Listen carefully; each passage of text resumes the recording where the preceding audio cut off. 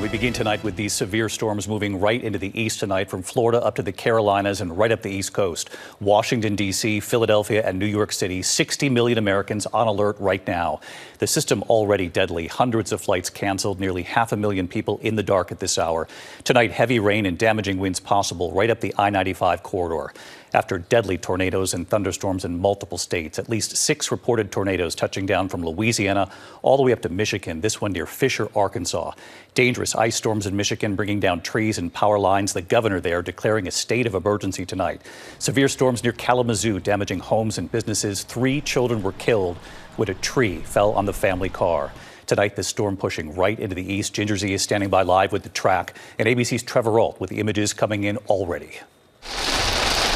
Tonight, as millions in the east brace for severe weather, the storms are already deadly. At least 5 people killed, hundreds of thousands without power after a severe weather outbreak in multiple states. Strong damaging wind gusts and an isolated spin-up tornado is not out of the question. That massive system triggering a state of emergency in Michigan after an ice storm wiped out electricity. All night long, it sounded like gunshots and branches breaking, trees falling.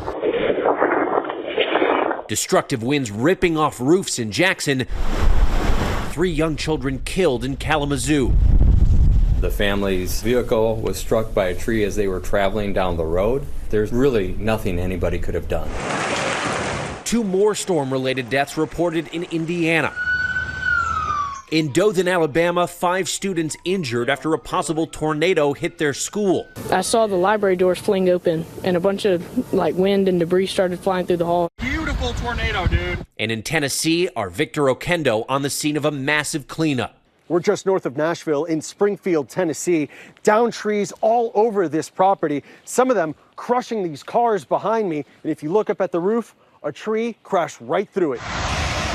And in Livonia, Louisiana, east of Baton Rouge, lightning striking multiple oil tanks, sparking this inferno. And David, the Northeast now braces for a stormy night ahead. There's already been hundreds of flight cancellations, with travel impacts continuing through tomorrow, David. Could be a difficult night ahead. Trevor, thank you. For more on that, let's get right to Chief Meteorologist Ginger Z. She's with us live tonight to take us right through it. Hi, Ginger. Hey there, David. So we're here at the very top end of one of those thunderstorms, getting some of the sprinkles, but I've seen along the line back in eastern Pennsylvania, even a tornado warning already near Reading earlier. I want to take you to the maps, though, because a severe thunderstorm warning includes Raleigh down to Charleston. That means it's happening. Damaging wind is the main threat there. That same front's going to push this line right through the Northeast. That includes Baltimore, Philadelphia, and up to Boston into the overnight hours. After tomorrow morning, we're done with this one, but our eyes are already on Tuesday night to Wednesday, where the biggest tornado threat really sits around Memphis, Little Rock, right into southern Illinois, western Kentucky.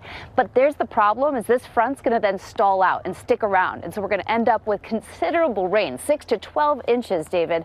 We could see some flash flooding right there in that middle pocket of the country. We know spring always brings severe storms. Ginger Z starting out the week with us. Ginger, thank you.